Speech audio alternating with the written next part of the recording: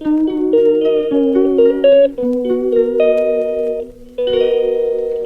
Everyone, welcome back to my channel. कैसे हैं आप सब? उम्मीद करती हूँ आप सब बहुत ही अच्छे होंगे।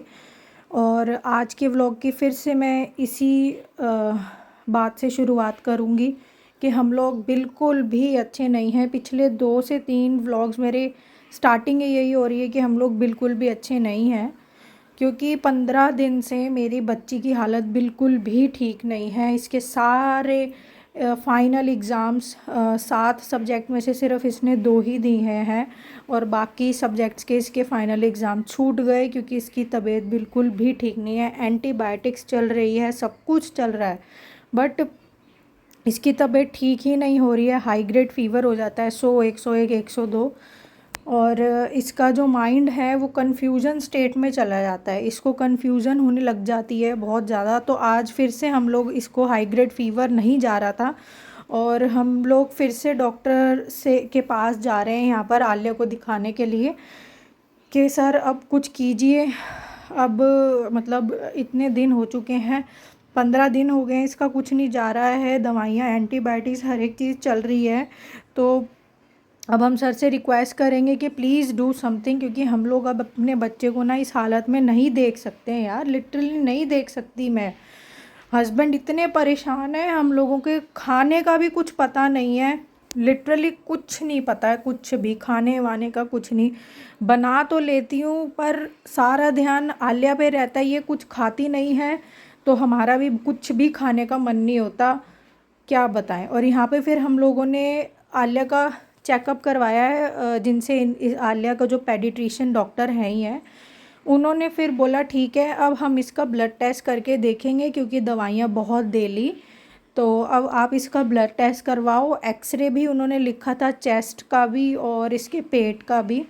तो हम लोग यहाँ फिर शोना को स्कूल लेने पहुँच गए थे, क्योंकि उसकी भी छुट्टी का टाइम हो गया था। इस समय 12 बजे उसकी छुट्टी हो जाती है, तो उसको पहले हमने पिक किया स्कूल से, क्योंकि शोना स्कूल में ही था, वो तो जा ही रहा है, कैसे तैसे करके उसको मैं भेज ही देती हूँ। हिम्मत होती है उठने की तो मैं उसको भेज देती हूँ, जिस दिन मेरे में हिम्मत ही नहीं होती उठने की, मैं उसको भी नहीं भेज पाती हूँ। मतलब देखिए, एक बच्चा सफ़र होता है ना, तो दूसरा बच्चा ऑटोमेटिकली कहीं ना कहीं काफ़ी चीज़ों में सफ़र होता है।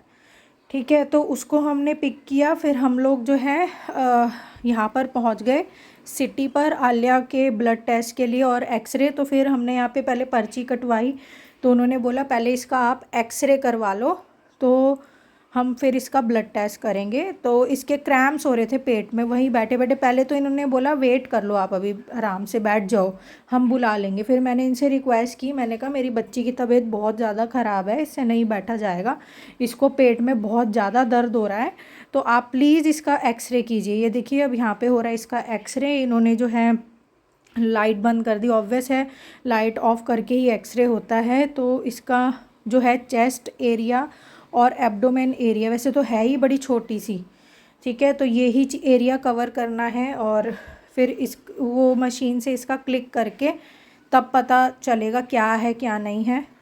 और फिर एक्सरे होने के बाद हम लोग आ गए यहाँ इसका ब्लड सैंपल देने के लिए। और बहुत ज़्यादा आलिया डर रही थी, एक तो एक्सरे से डरी, फिर चलो एक्सरे से थोड़ा रिलैक्स हुई, तो यहाँ ब्लड सैंपल देने के टाइम पे डर रही थी। और 3 शीशी जो आती है, मतलब 3 जो इनकी ट्यूब्स होती हैं, 3 ट्यूब्स ब्लड लिया आलिया का। और इसको उसी टाइम जो है वहीं पर चक्कर आ गए थे आलिया को। फिर मैंने इसको बोला थोड़ा सा बैठ जाओ, फिर इसको वहाँ बिठाया 5-10 मिनट, फिर हम इसको घर लाए, पर इसके चक्कर नहीं ख़त्म हुए। ऑलरेडी इसका हीमोग्लोबिन भी कम आया। फिर ब्लड रिपोर्ट्स आनी थी शाम को, ठीक है। और फिर हम लोग यहाँ पर आ गए घर में, और घर में मैंने सब्ज़ी फटाफट से, सुबह मैंने बहुत ही जल्दी जल्दी सब्ज़ी बनाई थी, भंडारे वाले आलू जो होते हैं, तरी वाले आलू, वो वाली सब्ज़ी बनाई थी। और मैं क्या करूँ यार, कुछ भी समझ नहीं आ रहा था, तो मैंने फटाफट से बना ली, क्योंकि इसके होने थे ब्लड टेस्ट, तो मैंने कहा चलो फटाफट से यही बना लेती हूँ। और यहाँ मैं हस्बैंड को भी दे रही थी गर्मा गर्म रोटी, मैंने कहा तुम भी खाओ, आलिया को भी, बच्चों को भी खिलाओ अपने साथ ही साथ। और मैं रोटी हमेशा गर्मा गर्म ही बनाती हूँ, मैं बना के नहीं रखती, क्योंकि बना के रखते हैं तो वो खाई तो जाती नहीं, अच्छा ही नहीं लगता टेस्ट, फिर मतलब भूख भी लग रही हो तो वो भी मर जाए, इस तरीके की कंडीशन हो जाती है। तो मैं रोटी गर्मा गर्म ही बनाती हूँ। और यहाँ पर देखिए अब मेरा हो रहा है यहाँ पे दिमाग ख़राब, क्योंकि सिलेंडर हो गया था यहाँ ख़त्म। एक तो ऑलरेडी हम लोग मुसीबत से गुज़र रहे हैं। ये मेरा इस समय मैं इतनी थकी हुई थी क्योंकि ना रात को हम सो पा रहे हैं, ना दिन में कुछ रेस्ट हो पा रहा है, कुछ भी नहीं हो पा रहा। बस जैसे तैसे करके हमारे दिन कट रहे हैं, मैं यही कह सकती हूँ। और या देखिए सिलेंडर तो मैंने पहले ही ऑर्डर करके रख लिया था। मैं देखती रहती हूँ, जब मैं इसको हिला के जब लगता है कि हाँ थोड़ा ही रह गया इसके अंदर गैस, तो मैं ऑर्डर कर देती हूँ। मंगा के तो मैंने रख लिया था, पर मेरी इतनी हिम्मत नहीं हो रही थी कि मैं सिलेंडर को यहाँ कनेक्ट कर सकूँ, इसको डिसकनेक्ट करके खाली वाले को और भरे हुए सिलेंडर को यहाँ लगा सकूँ।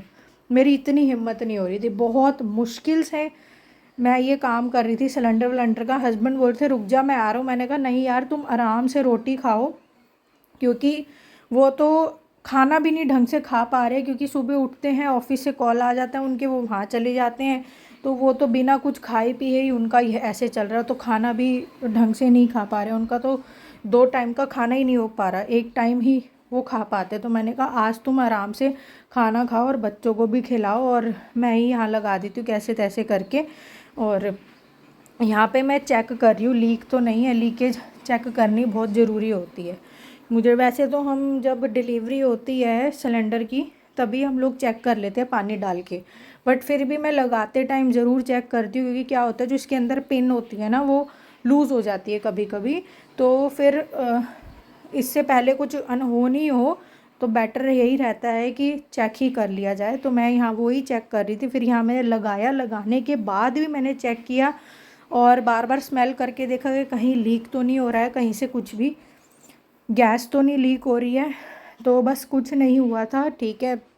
हम लोग हमेशा करते हैं, जब से मेरी शादी हुई ना उसके बाद से एक बार ही सिलेंडर ऐसा आया है कि लीक आया हो।